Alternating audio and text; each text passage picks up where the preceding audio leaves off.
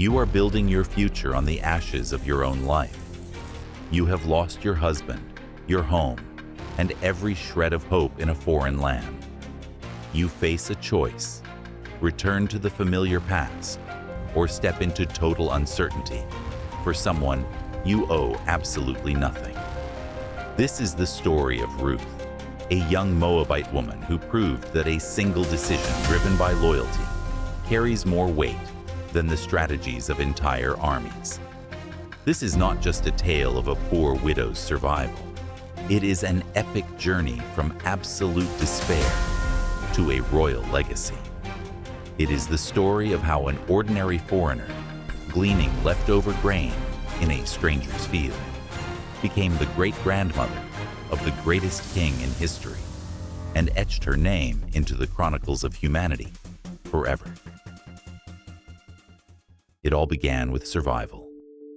Elimelech, a man from Bethlehem, along with his wife Naomi and their 2 sons, left their homeland due to a severe famine.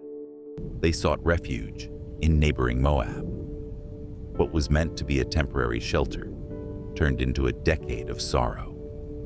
Elimelech died, leaving Naomi alone with her children. Eventually, the sons married local girls, Orpah and Ruth. Life seemed to be stabilizing, but death knocked at the door again. In a short span of time, both sons died, leaving no heirs behind. Imagine the state of these 3 women. In the ancient world, a widow without sons was a person without status, protection, or any means of existence. It was a social death sentence.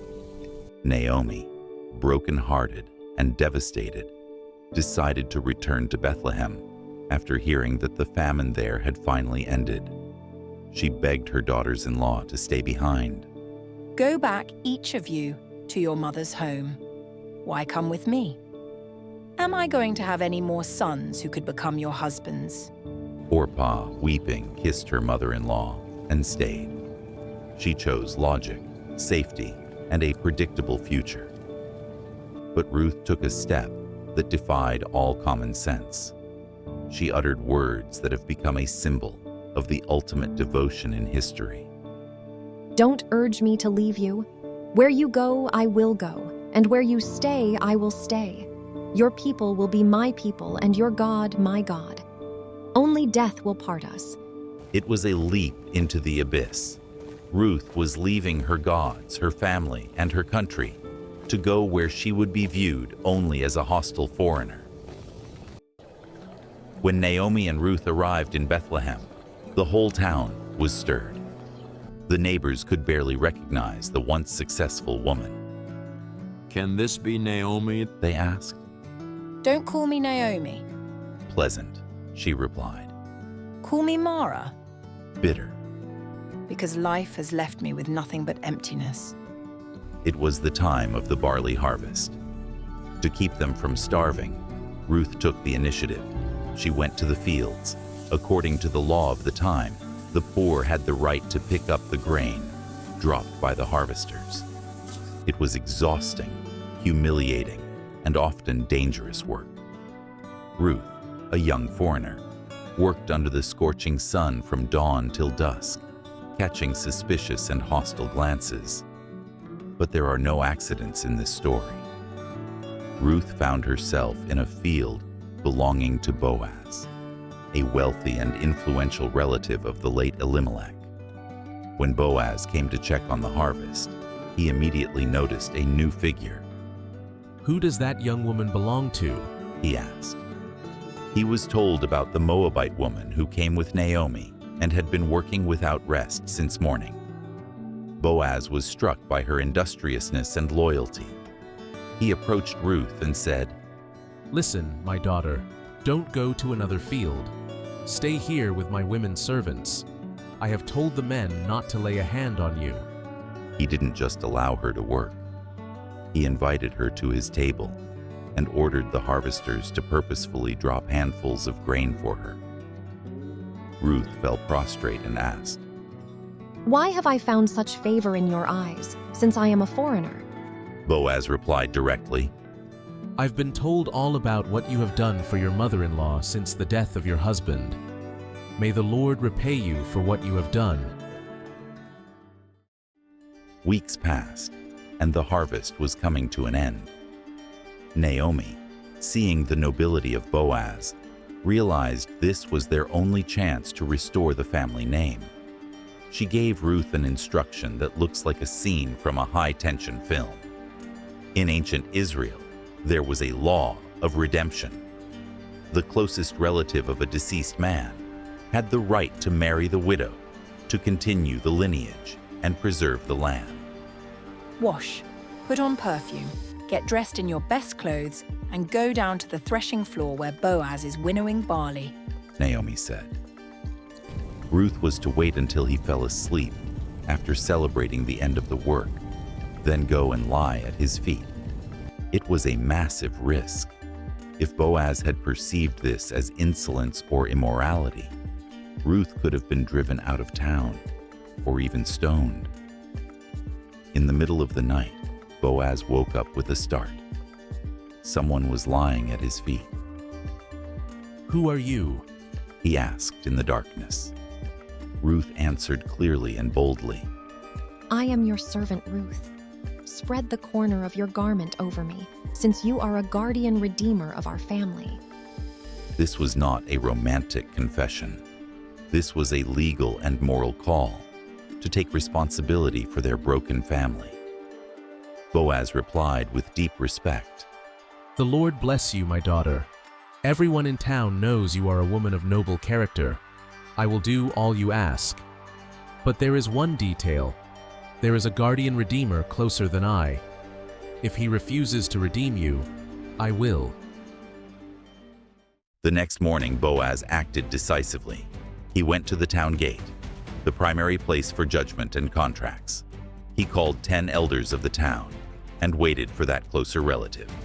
In front of the witnesses, Boaz said, "Naomi, who has come back from Moab, is selling the piece of land that belonged to our brother Elimelech. If you want to redeem it, buy it now." The relative initially agreed because land is wealth. But then Boaz played his MasterCard. "On the day you buy the land from Naomi, you also acquire Ruth the Moabite as your wife, in order to maintain the name of the dead with his property." This immediately changed everything. The relative feared this would endanger his own estate and refused. According to ancient custom, he took off his sandal and gave it to Boaz. This was the official seal on the surrender of his rights. Boaz announced to everyone present, "Today you are witnesses. I am buying all the property of Elimelech, and I am taking Ruth to be my wife, so that the name of the deceased will not disappear from this land." The elders and all the people shouted, We are witnesses. May the Lord make this woman great in Israel. It was a moment of loyalty's triumph over circumstance.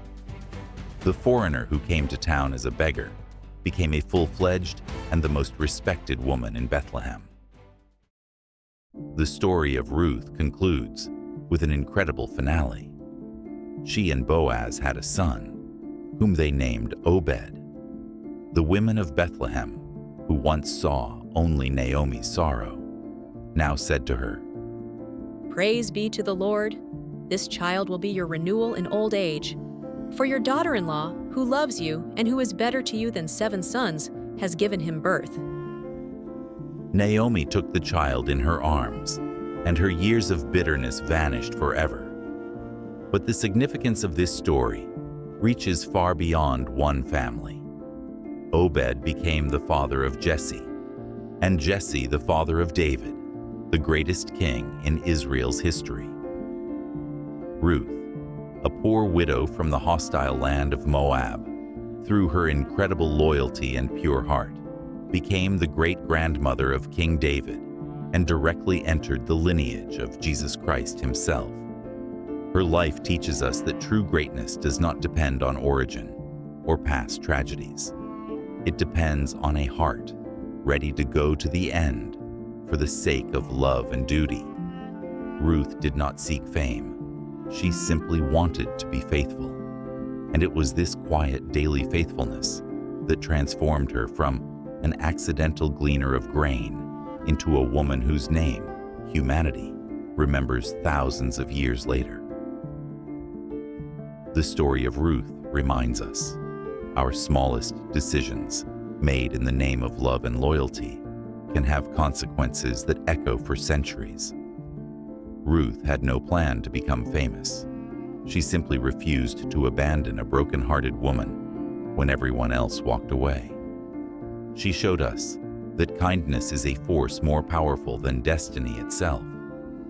Her journey from the fields of Moab to the genealogy of kings is proof that it doesn't matter where you start or what you've lost.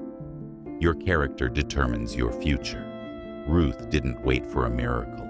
She went to work, kept her word, and let her actions speak for her. Thank you for watching. If Ruth's story of loyalty touched your heart, please give this video a like and subscribe to our channel.